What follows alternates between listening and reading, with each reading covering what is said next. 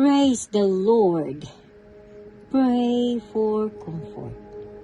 John 14 verse 16 says, "And I will pray the Father, and He shall give you another comforter, that He may abide with you forever.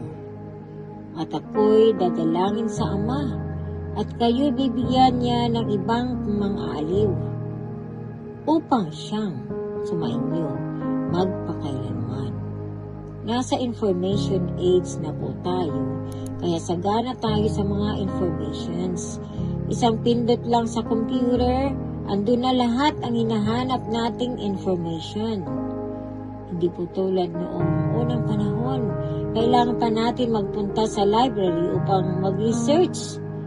Pero sa dami ng information na ating makikita sa social media, sa ating paligid at sa ibang dako ay nagkakaroon tuloy tayo ng confusion, pagkalito o pag-aalala. Pero purihin ang Panginoon dahil tayo ay binibigyan ng karunungan upang tayo ay sagutin. Sabi niya, ibibigay niya ang banal na espiritu upang comfort o aliwin tayo sa ating mga kagulumihanan dahil sa ating present situation. Ano-ano ang ibibigay ng Holy Spirit? Number 1, bibigyan tayo ng liwanag sa ating kaisipan upang maunawaan ang anumang sitwasyon. Number 2, bibigyan tayo ng kapayapaan at kapanatagan upang magtiwala sa kapangyarihan ng Diyos.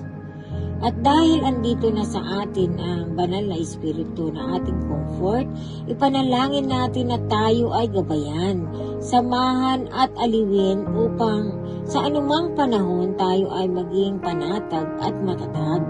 Lalo na ngayon na nasa very right situation na po tayo. Last days na po. The Lord is coming very, very soon. Hallelujah! Until when the time comes sa pagtunog ng trumpeta bilang simbolo sa pagkuha sa atin ng Panginoon upang makapiling natin siya magpakailanman. Praise the Lord!